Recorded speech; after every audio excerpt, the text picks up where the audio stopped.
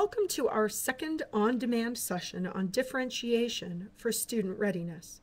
In part 1, we explored the foundations of readiness differentiation, the research that tells us why it works in the classroom. In this short module, we'll look at practical examples of readiness differentiation that will enhance your professional practice at the student, classroom, or school level. As we learned in the last module, readiness is just one of 3 kinds of differentiation. It requires data collection and analysis, assessing the skills, abilities, and background knowledge of students in order to be used effectively. But its potential to impact students is huge. Given that we know readiness differentiation is effective, the next logical question is how to do it effectively.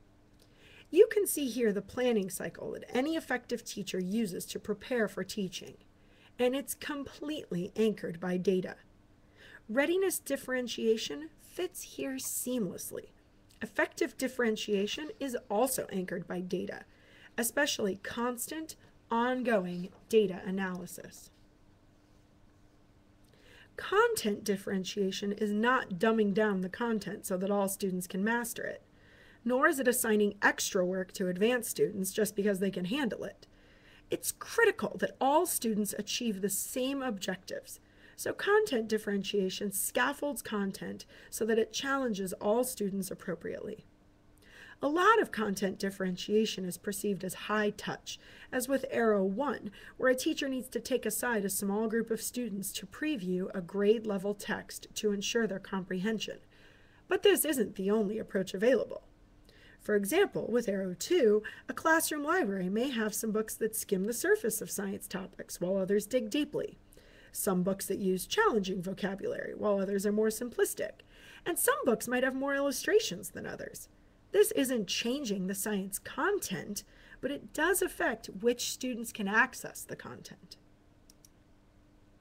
Though this example mentions ELL students specifically, it would appropriately apply to any student who is struggling with reading, vocabulary, and expression. Using short poems and pictures to introduce the idea of visualization to students keeps the focus on the objective, visualization, and not on the medium of a long-form poem or story. This means that more students have an opportunity to engage with the objective. Process differentiation is often the most difficult to execute, but it also has the potential to have the greatest impact on student learning because its focus is on how students make meaning from the content, taking notes, acting it out, small group discussion, or another technique. So, if content differentiation is concerned with inputs, or how students access the information, process differentiation deals with the next step, how students make meaning from the content. In this example, you can see that students aren't having difficulty completing the operations. If they were, content differentiation might be more appropriate.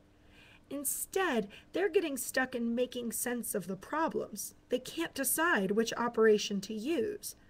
By providing them with cheat sheets of key vocabulary to watch for, the students have the support they need to make sense of the problems and solve accordingly. Finally, the last kind of readiness differentiation is product differentiation. This could be as complicated as a project, but true project-based learning is actually an example of process differentiation. Product differentiation refers to how students demonstrate their learning, their output.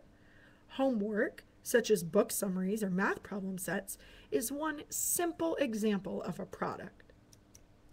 As you can see in this example, students are working on the same content, graphing linear equations on a coordinate plane. They're also utilizing similar processes, looking at service providers and creating linear equations before completing their graphs. But their products can all be different, from 2 cell phone providers to a comparison of more than 2 moving companies, or guitar sales shops, or grocery stores. In this way, students can match the product to a level of complexity that suits their ability. Readiness differentiation is fundamental to effective teaching, and an ever-evolving use of data is fundamental to true differentiation.